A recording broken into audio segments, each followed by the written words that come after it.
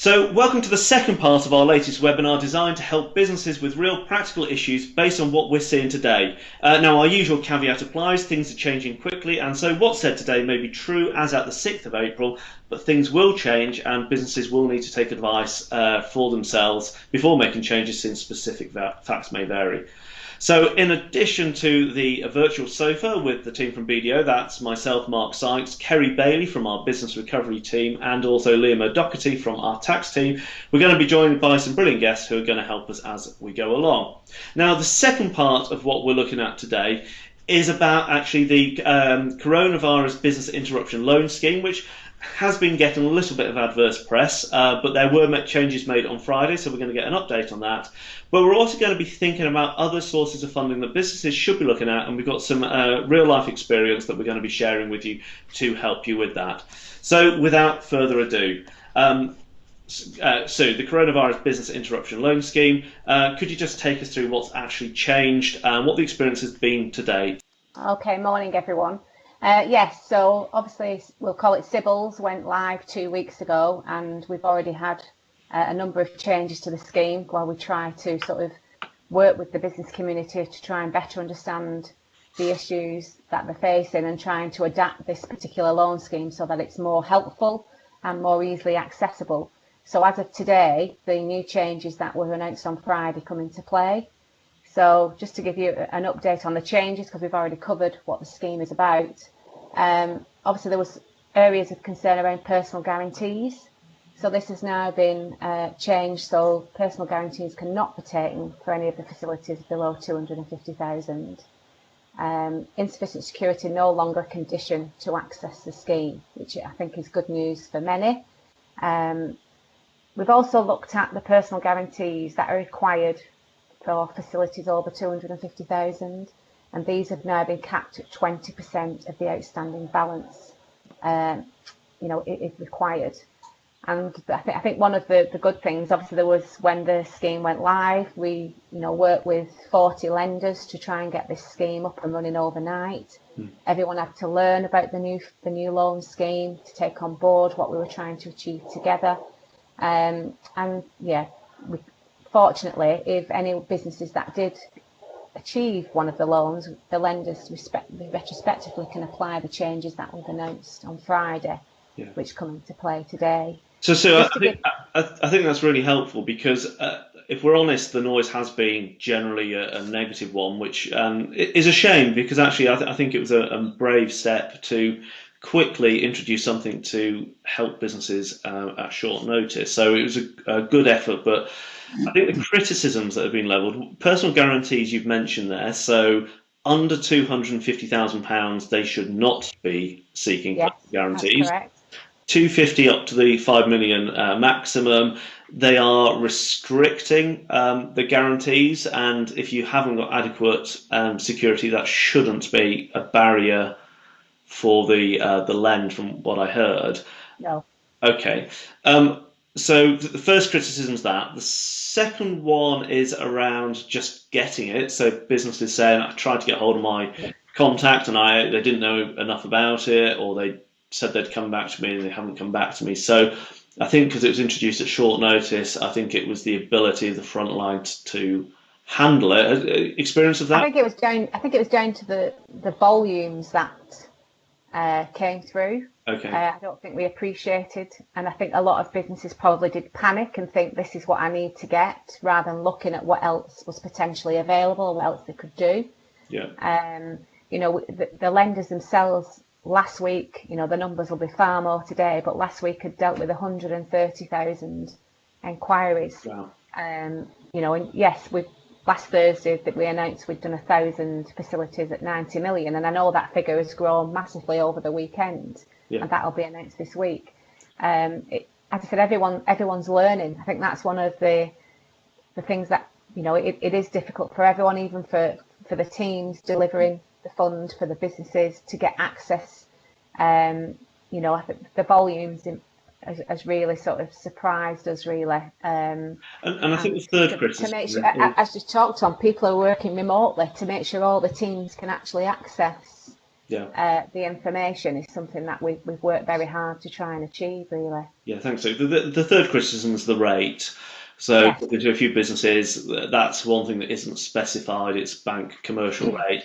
There's Yeah. 80% guarantee at the back of this from the government, and yeah, businesses are saying my business would ordinarily have been a good one. I get this has impacted me, my ability to operate, but they're being charged, 6-7% over LIBOR rate type rates Yeah. for secured term loans, which feels a little bit like a double bite at the cherry in terms of they've got the backing from the government and they're also charging a high rate of interest for the lend. Yeah, and during the first week we looked for evidence of what lenders were charging, and we put pressure on them as we did with the personal guarantees. That was through pressure, through getting the hard facts of what lenders were doing, and then feeding that back into Treasury and the wider British Business Bank to look at, well, this isn't what the scheme is about.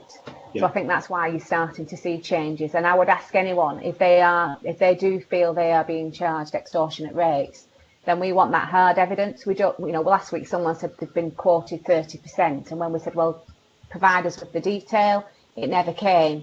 So there's a lot of noise as well.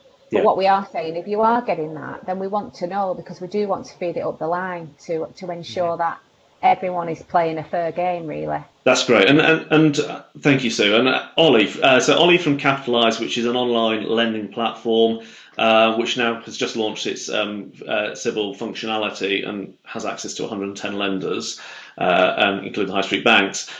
What are you seeing as someone who aggregates these requests in terms of demand for CBIL and success of applications?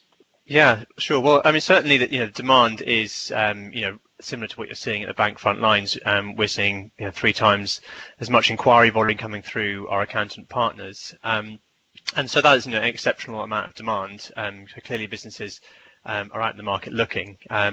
Just to kind of reflect on that, if you imagine in the banks, they've got maybe 20-30% of staff on sick leave or other absences. Call centres and contact centres are being closed down. The bank branches are closed down. So there is significant congestion within their call centres, and so I think they're trying their best to process those volumes. Certainly the ones we've spoken to, and are partnered with, are trying very hard to expand their capacity there. But that is unprecedented amount of volume coming through. Yeah. I would just also reflect on some of those rate figures as well.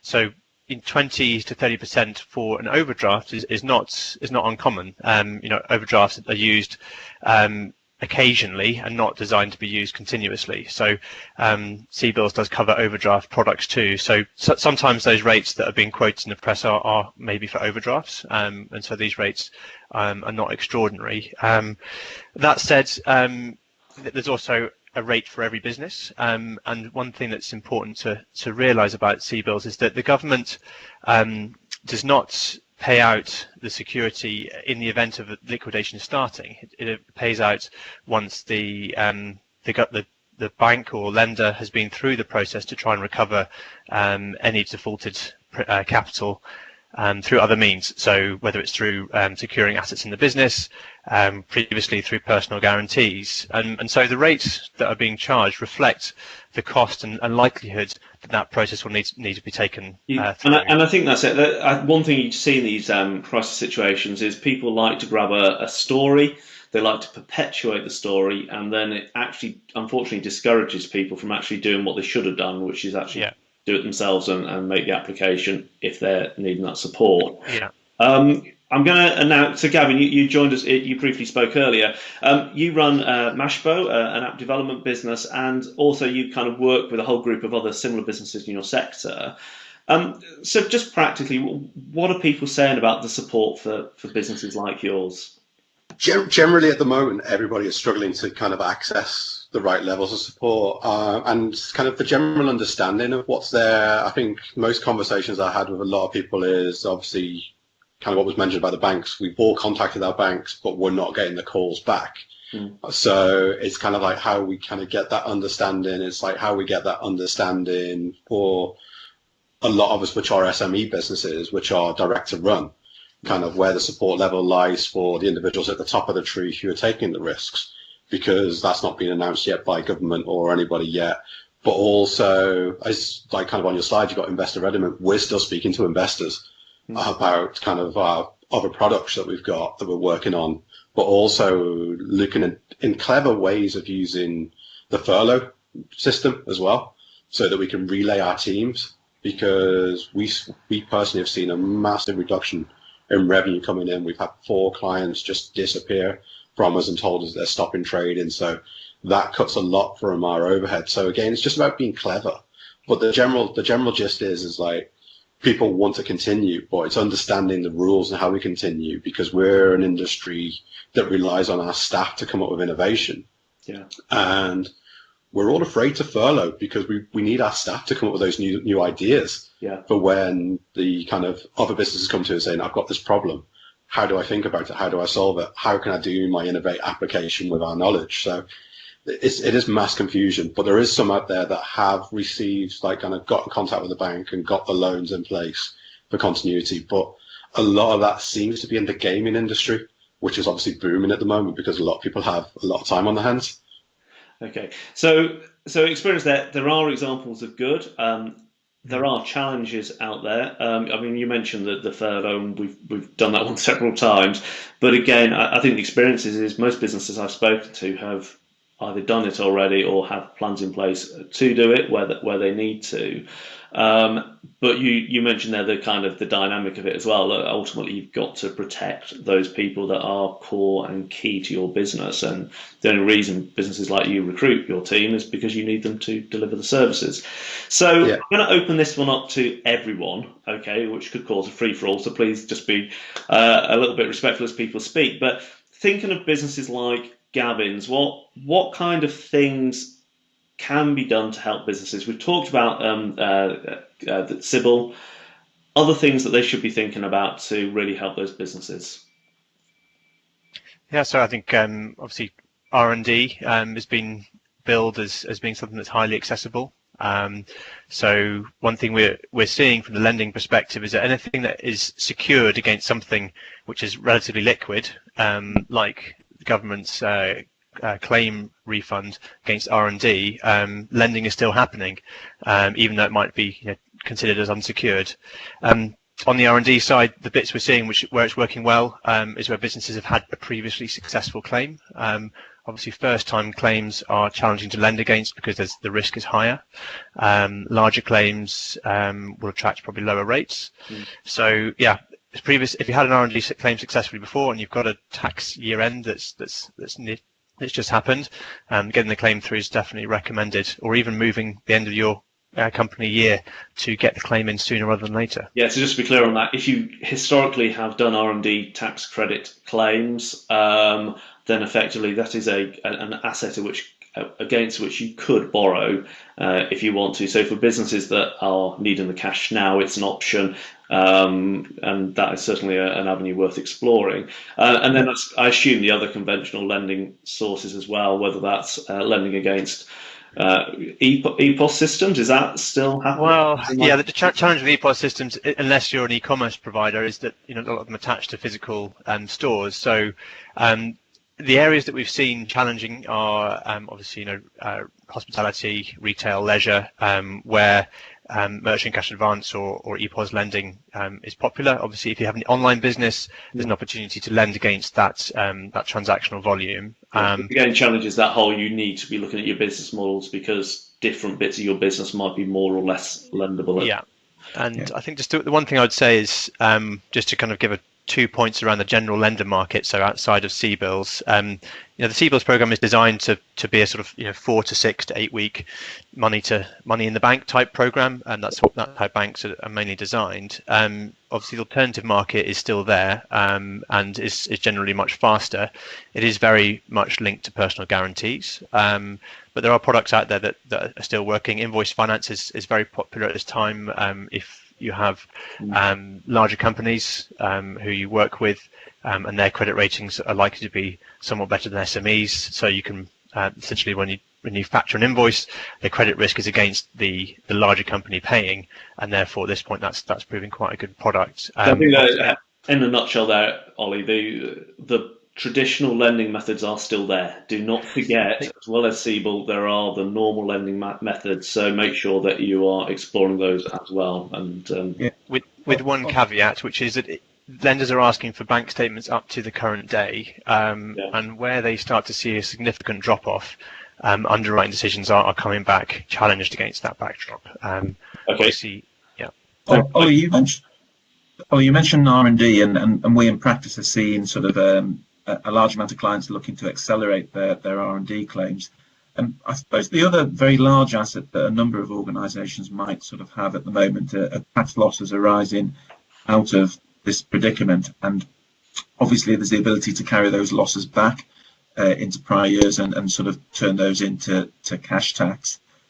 Ordinarily that would take a little while to do. Are you seeing any evidence of people being willing to lend against tax losses, or have you not sort of come across that yet? It's a good question. I haven't seen so much that recently, but that's certainly an asset that you say could be secured against. And so there are tax lenders out there, specialist tax lenders, who I'm sure will still be doing business. So that's one of the reasons why we choose to be a marketplace, so we can access all different products through one application. And Liam, I'll pick up there in terms of that. Obviously, businesses not forgetting the other remedies that have been made available. So your experience to date in terms of VAT and time to pay and those types of arrangements? Yeah, so I think the immediate measures of sort of VAT deferral and time to pay are probably pretty well understood by businesses, and they've been quite flexibly enforced. I suppose the question is as we move forward from the immediate sort of crisis stage and coming out of that, how do businesses sort of continue to make use of those facilities? And time to pay will still be there. I think it will become harder to use, and you will need to demonstrate with far more evidence what your need is. So the cash flow statements Kerry was talking about will become increasingly important. And as we kind of move out of the crisis phase, I think it's important to look at other areas like R&D, like capital allowances, like just sort of simple bits of planning around sort of looking at your instalment payments around sort of VAT and corporation tax to get those to get that cash back as and when it's possible. And we touched on sort of losses there in the current year and the ability to sort of carry those back. I mean, in earlier recessions, we have actually had a bit of success accelerating those loss carrybacks, but if nothing else, they're a useful bargaining chip, either when you're financing with the banks or in fact in sort of ongoing sort of time to pay discussions with the revenue. Yeah, brilliant. Thanks, Lou. Right, aware of time. So I think the things that we've kind of got out of this are we've looked at kind of how to review your operations and get that cost base down and what you should be thinking about as you go through that. We've been looking at the kind of lending options out there, looking at CBIL and getting the update on that, but also thinking about alternative lending options and other methods of generating cash to support businesses going forward.